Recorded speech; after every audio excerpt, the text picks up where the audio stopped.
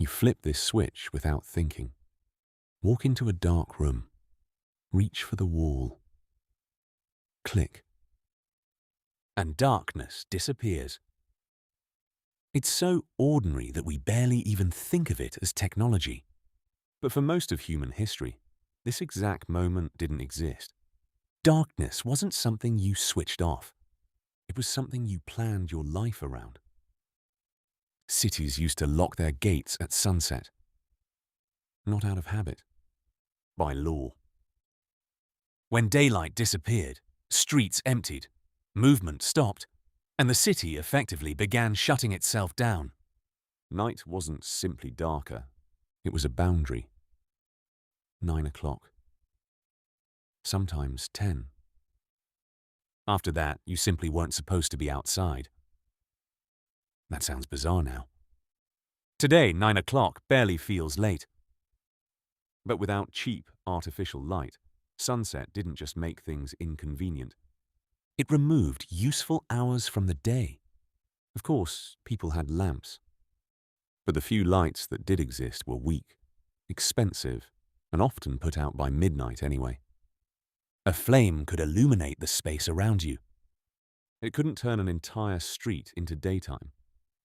Because light wasn't cheap. It was rationed. Almost like a resource that ran out every single day.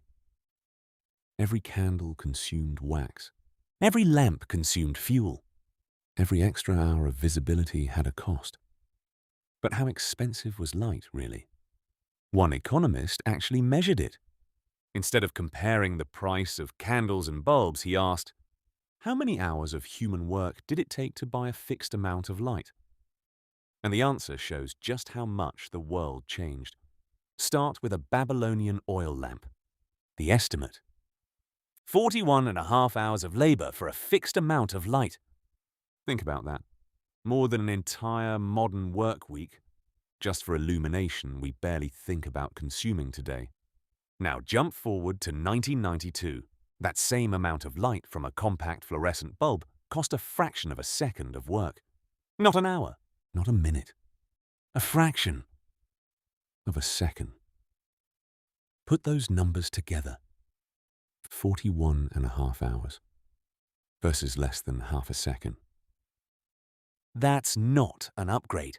That's roughly a 350,000 times collapse in price. And that collapse did something much bigger than make our homes brighter. For most of human history, everyone paid an invisible tax the moment the sun went down. Not a government tax. A tax imposed by nature. Call it the sunset tax.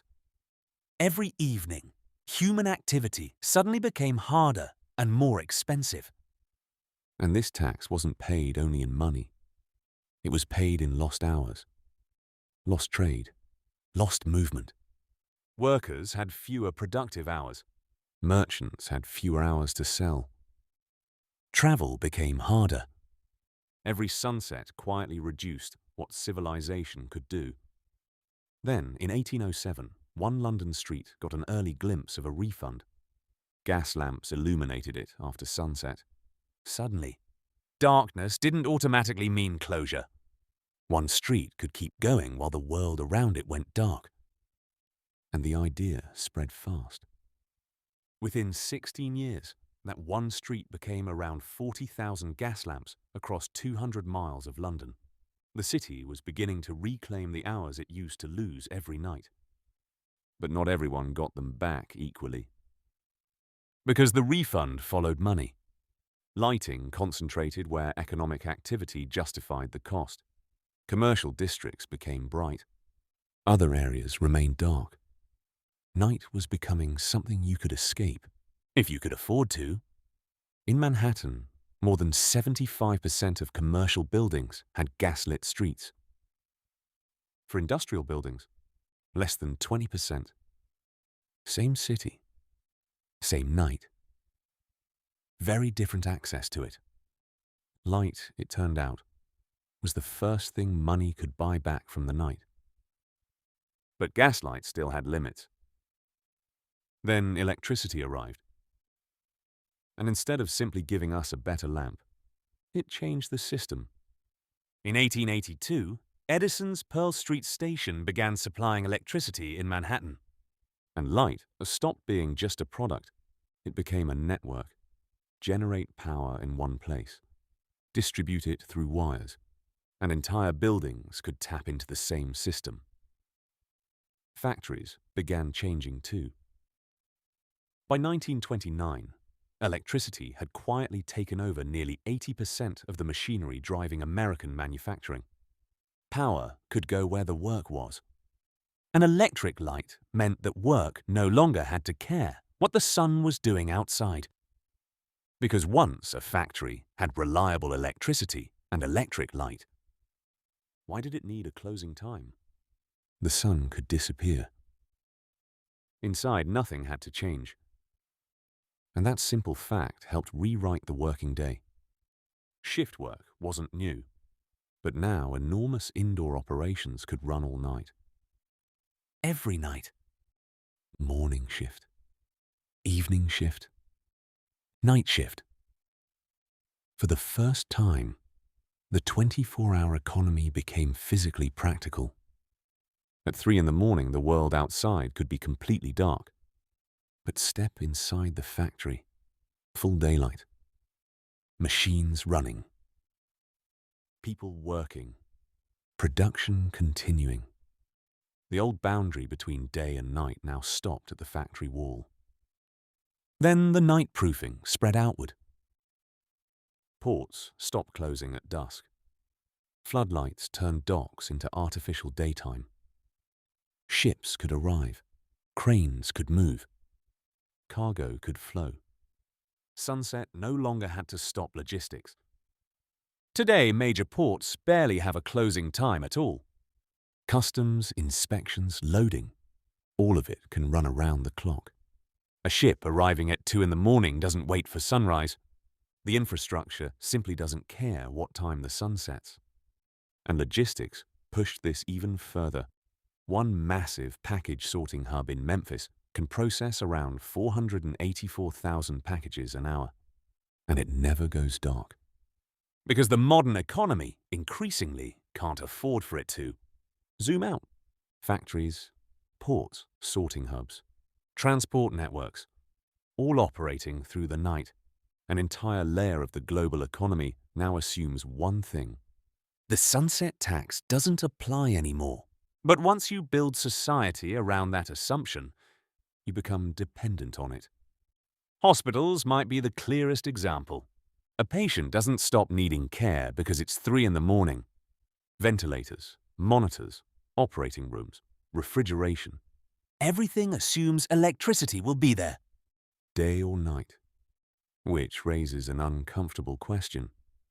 What happens if the sunset tax suddenly comes due again?